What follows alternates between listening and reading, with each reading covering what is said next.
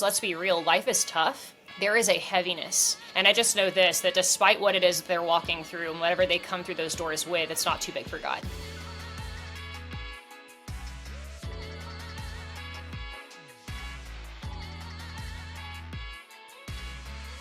Okay, who is Elise Wood? That is a great question. So here's the short version. Born and raised in Georgia, moved to Missouri by the time that I was like a preteen. Basically grew up there, stayed there for school, went to Evangel for undergrad, pursued a biblical studies degree, and felt called into ministry from a young age. Kind of ran away from that in high school. I got to a position where it was really more about what made sense practically. And in my head, I didn't really see how I was going to step into ministry. And so I just took the next steps of what I thought would make sense on paper and started pursuing journalism. And instead of my plan of what I thought was going to make sense, God really got a hold of me through a series of things that I walked through with my health. By the time that I was 19, walked through a bunch of autoimmune stuff, and it really got a hold of me. It was through a season of suffering and difficulty that really opened my eyes to being able to see what it was again that God essentially was recalibrating me to focus back on what I was called to do. And so I pursued biblical studies, changed my major, and the rest is history. So we've been in ministry now for my husband and I, Blare. We got married in December of 2011, and we're going on 12 years of being married as of next month. So it's pretty incredible that it's already been that long. And then we have a 4-year-old daughter named Jensen, and she is a freaking spitfire and is everything. We love her so much. She's incredible. We had her, we were married 7 years when we had our first baby, and she is such a gift to our family and just really makes us feel, I think that you become a better person when you become a parent. There's just something about becoming a parent that just makes you a better person. And she is incredible. We just launched a 501c3 nonprofit in October of last year called Ripple Effect. And What's that all about? essentially it is for the purpose of college-age students who feel called into ministry, that we would serve them, provide them resourcing, community, and accountability. And we have students all across the nation that are doing this. We just wrapped up our fall cohort literally last night. And it is just unbelievable. The people from all different phases of ministry, individuals who are just serving in ministry. We have students that just graduated from high school that are stepping into this because they're like, look, I've got a call in my life. I just don't know what to do next. And we don't want them to feel like they're doing it alone. And it all comes back to where I was. I know, and I mentioned this, but I'm a pastor's kid. And then at 19, when I was dealing with all that stuff with my health and God was getting a hold of me again to kind of recalibrate me to my calling, like I knew I was called into ministry. I was just running from it because I didn't really see how I was going to get there. I'm like, what does this actually look like? Like, how do people go from point A to point B? Like, at what point does that change? And what does that look like? And how do I get there? And I was a pastor's kid. I was serving in my church. Like, I was going to a Christian university, and I still felt like I needed community and people around me to exhort me into what it is that I was called to do. And so we built this ministry on that foundation. It's this understanding that we don't believe that young adults should have to do this on their own. So if there are like seniors out there or even college age students that are hearing this and you're like, look, I'm between like 18 to 25, you may even be a few years older than that. Wherever you are, we want to resource you and support you in any capacity that might look like. We're getting ready to celebrate literally 1 year of this ministry. And again, it's called Ripple Effect. So they can find us on social media at rippleeffect.me. And that's also our website, so make it really easy. There's one E in Ripple Effect, by the way. So in the middle, people like to add two E's, but we like how it looks. Our brand is just one E in the middle. So feel free to check that out. We'd love to connect with you if you're called into ministry, and just make sure that we're supporting you however we can to ensure that you're walking in your call, because it's a big deal when you're called into ministry. It's a really big deal. And again, every single student's got a call in their lives. This isn't just about vocational ministry. We talk about that all day, but when it comes to ministry, we're talking about your purpose. We're talking about why you're alive. And if you're alive and you're still here, you know Jesus, you're here for a reason. And God has called you. He's chosen you for such a time as this. And your yes represents an eternity of souls that would otherwise not be changed if you didn't say yes to Jesus. As much as he doesn't need us, he chooses to use us. And so he entrusts us to steward assignments. And when he assigns you something, you get to decide, yeah, I'm going to steward that effectively and walk in that purpose and that calling. Because again, you need to understand that your calling is not just about you. It's about every life that you represent. And that's a big deal. Like, who will be different because you say yes to Jesus? Right. And that's a cool thing. So the moment that anybody says yes to Jesus, that, if these students are going to say, you know what, yeah, I'm going to walk with Jesus, I'm going to trust him, I'm going to put my faith in him, I'm going to trust Jesus. The moment that you say yes to him, he entrusts you with an opportunity to steward that faith and to share that faith. And so any person, and I say assignment, but like that could be anything. You could be volunteering in your church and your youth ministry. You could be doing whatever. But it's also the assignment of opportunity. Let's be real. Like, people are an opportunity to steward. And how many of your friends don't know Jesus yet? What can you do about that? How do you get to walk in that and to ensure that you're stewarding well what it is that God has given you? And so I just know this. We're passionate about the call of God. We're passionate about seeing people walk in the fullness of that call. And so check it out, rippleeffect.me. If you have the opportunity, we'd love to connect with them. We did have a season in Illinois, our very first season in ministry. We stepped into positions in Illinois, and so we were in the Illinois district, and I was ordained in the Illinois district. Wow. So my ordination says Illinois District Assemblies of God, which is freaking cool, and I'll always get to say that. And so we love the Illinois fam, and it's just an incredible full circle moment to be able to say that we're getting to head back and be there with you guys for Momentum. I cannot even put into words how excited I am to get to be a part. It's going to be incredible. Yeah, I'm excited for the friends who knew you way back when to see you again and see your family again. And I'm excited for the students and leaders who missed out on the Woods time here in Illinois and like be able to get to know you now. So as a way to get to know you now, I got some questions for you. First off, this is a recurring topic in content between me and Pastor Chris and others. What is your favorite cereal? I really love this question.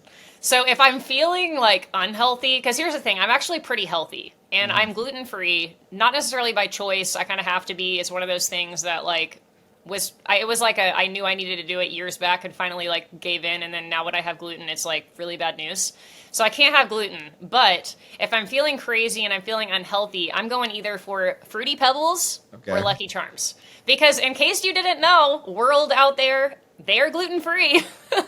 Make sure they're like the actual brand names, because I don't know about the non-brand ones, but they're actually a gluten-free cereal. Can you believe that? Yeah, so Fruity Pebbles. Like, if that makes you feel any better about eating all of like your red food dyes and all those fun things, it's like, hey, it's gluten-free at least. I like Fruity Pebbles. Crazy. I like Fruity Pebbles. There's a lot of Lucky Charms slander in this office with Pastor Chris. I love Lucky Charms. There's just something about Lucky Charms, but I'm not one of those people, like, don't separate it. You know what I mean? Like, if you're going to have Lucky Charms, don't separate the charms from, like, the marshmallows. I just feel like those people, like, you are some type of person. If you separate the two and you eat the marshmallows separately, no. Have a balanced bite, okay? Like, make sure you get all of it in one. That's exactly right. All right, next question. If you could get rid of one restaurant forever, it doesn't exist anymore, which one would it be? This question is hilarious, and also I just feel like I kind of have a list of things because there's so many places that I've been and I'm like, oh, that was cringe, like, cannot go there again. We're going to avoid this place. But I will say that, and people are going to probably crucify me for this, but McDonald's. Okay? Like, I have to say McDonald's. Like, why? Why eat at McDonald's when you can go get the Lord's chicken at Chick-fil-A? All we need is Chick-fil-A in our lives. We don't need any more McDonald's. And when it comes to beef, like, go get a better burger from somewhere else that actually has real meat in it. I'm just saying. Literally anywhere. I'm just saying. Yeah. Let's get rid of McDonald's. That's the number one answer for sure that I hear. All right. You're going to be one of our headline speakers at Momentum this fall, next month. It's coming up in less than 40 days. Yeah. And what I would want to know is, can you give us a teaser on what the message that God's put on your heart that you're going to share with us? Yeah, so I preached twice on the first day. I'm going to be doing the first session and the night session following the concert. But basically, in a nutshell, even for both, I think that where we're ultimately going to land is this understanding of what it means to walk in faith. And that faith isn't really complicated. It's actually a matter of just trusting in the one who's trustworthy. So that we get to live in a position where we recognize that God is a God who not only created me, but he designed me for a purpose. I have a call in my life to walk in that purpose and that plan. And on top of that, he's going to equip me to do what it is he calls me to do. And I get to trust in that, regardless of what it looks like and whatever circumstances that we walk through. Because let's be real, life is tough. And a lot of us, and especially I feel like since 2020, I don't know what it is about just this heaviness that, and I mean, gosh, even what's happening right now in our world, there is a heaviness. And there are a lot of students that are experiencing massive difficulty, more so in a way, like I think back, I'm like, man, when I was in high school, the things that we struggled with, they're different than what students today are struggling with, massively. Like I cannot believe the heaviness and the weight. And I just know this, that despite what it is that they're walking through and whatever they come through those doors with, it's not too big for God. And that ultimately the Lord is going to be able to meet them where they're at, and he's going to rock their worlds. And here's what I'm ultimately believing for. We're going to see salvations, for sure. We're going to see students come to know Jesus, whether that's for the first time or they rededicate their hearts to the Lord. But we're also going to see the supernatural take place. I'm praying and believing for miracles to take place, for chains to be broken. And again, I know that regardless of where there may be students who walk in and they're like, look, I don't really feel like I'm going through anything super challenging right now, but let's be real, they need to meet Jesus as well. So there's going to be a moment for everyone to experience more of God. Like, I don't know about you, but I don't want to live in the mundane, right? I don't want to go through the motions. I want to be in a position where I'm expectant and I am ready to receive what it is that God has, despite what it is that I may assume it should look like, right? Because let's be real, in an event like this, and I'm going to talk about this on I believe it's Friday night, but basically this idea of understanding that, like, we can go into an event like this, especially in a spiritual environment. Like, we can go to a church conference, or we can go to a youth conference. We can go to an event that we have on a regular schedule and expect God to move in a specific way. But we can go in and we can have a fixed expectation, or we can have a faith-filled expectation that God can do anything above and beyond what we could ever have thought, and it's going to look like something beyond what we could have expected. Because we can do that. We can go into these moments and be like, I'm going to go through the motions. I know what this is going to look like for me, and here's what's going to happen. And I'm going to buy the merch. I'm going to hang out with the friends. We're going to go and do all the things. We're going to have the late night activities. Cool. All of that's wonderful, and there's nothing wrong with that. But I also know that when we go in with our eyes wide open and we're expectant to what it is that God wants to do, he's going to rock our worlds. So that's what I'm expecting. We're going to provide an opportunity as well on the back end, because here's the deal, like what's said in a message doesn't really matter. What ultimately matters is the response that takes place after that, because ultimately it's not just about those moments in response, but it's what happens in those life change moments. It's not just a matter of like, oh, cool, I had an experience with Jesus in an altar time and at this conference. No, what does that look like when you're leaving? How are you taking that with you? How does this actually change who you are? How are you moving forward in what it is that God actually did in your life? Did he wreck you? Cool. What does that look like as you move forward? And so we're going to create space for God to authentically meet them where they're at, regardless of how heavy it is, to give them the opportunity to, again, it's not just about salvations, but to genuinely to see miracles take place. Because there are students that are walking in with some massive things and some heaviness, and whether that's depression or anxiety, or it's a physical ailment, or it's something that they're walking through relationally. It could be something that they've dealt with emotionally in their past, or a trauma that they've had to navigate. Whatever that is, it's not too big for God. And he is, I believe, getting ready to do an insane work at Momentum, something that it's not what's to be expected. I believe that it's what we should go in with it is an eyes wide open situation where we're like, I'm not going to let the motions keep me from the miracle of what God wants to do in this moment. I'm going to have my eyes open, and I'm expectant, and I'm ready to receive whatever it is that God wants to do. And that's going to be a matter of him meeting us at whatever level they're at. So I'm really excited. I know that it's going to be powerful, and we're going to make space for God to do what he wants to do. That's cool. What can students now start doing to prepare their heart for what's going to happen at Momentum, to not just go there to be like, all right, this is another, hang out with my friends and worship Jesus time and like same old, but like to leave this place genuinely transformed and different than the way that they came in? Yeah, that's so good. I feel like, again, I kind of hit at this a little bit, but I think that the difference is going in with a preset expectation versus a faith-filled expectation. To me, that's the difference, right? And there are students that are going to be, they're going to go because their friends are going. They're going to go because they got invited or they got a scholarship to be able to attend this thing. And hey, let's check it out. And maybe they've heard about Jesus, but they haven't really made a decision for him before. Great. They're in a great spot to be able to receive Jesus for the first time, to say yes to him. But I also know that the students that are going in they've been in church and they have a relationship with Jesus. It's easy to get caught up in what we assume it's going to look like.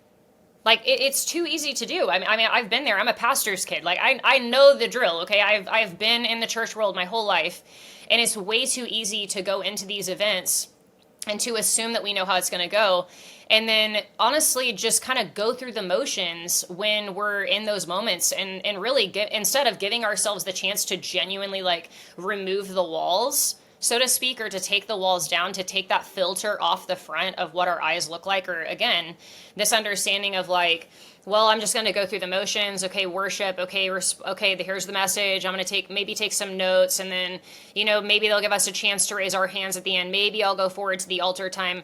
How hungry are they? I think that's like the biggest thing. Are you hungry? Because if you're hungry, you're ready. And I think that they need to go in with, again, an expectation that's faith-filled. How big is your God? It's not a matter of how big God is, because let's be real, God is God. Like, he can do anything. And this is the God who is limitless. He's the God he literally has no cap on his capacity. I mean, this is the God who can do anything in any moment just by his word. If he speaks it, it changes. And so I want to live in a position where we're ready to receive what it is that God wants to do. And I think that it's a matter of going in, again, with an expectation that God's getting ready to rock our world. And it's something that maybe we haven't seen before. I think that that's the level of faith that I want to live in. And again, faith is not complicated. It's just a matter of trusting in a God who's trustworthy. This is not a God who is a God of confusion. He's not a God who is going to put us in a position of manipulation where we may have been manipulated by people in the past, or we've had experiences that are less than ideal by people that we trusted, and then we were let down. This is not the God that does that. This is the God that we can trust, and he is going to do things because out of his love for us. Again, I'm going to go back to this, but he's got a call in their lives. Every single individual has a purpose and a destiny set before them that they have to walk in, that they ultimately get to choose whether or not they're going to do that. But God's not like, okay, cool, I placed this call in your life, now go figure it out. No, God's like, I got you, and I'm going to carry you, and because I love you so much, it's not because of what you do for me, it's not because of all the lists and the things and the expectations, let's check off the boxes. At that point, then, I'll meet you. No, God wants to meet them where they're at because he loves them. He wants to equip them out of his love for them. Let's be real, none of us have all of the things figured out and put together, and we've checked all the X's and dotted our O, whatever, like we're not living in that. Ultimately, God chooses to use us because he loves us. It's not because he needs us. I mean, the fact is that this is the God of the universe. He could do anything he wants on his own, but he chooses to allow us to be a part. I'm not going to take that lightly. And students shouldn't take that lightly either. And so if you're watching this and you hear this, understand that God is getting ready to do something really, really powerful at Momentum, and you need to be ready to receive what it is that he wants to do, because it's going to be something unexpected.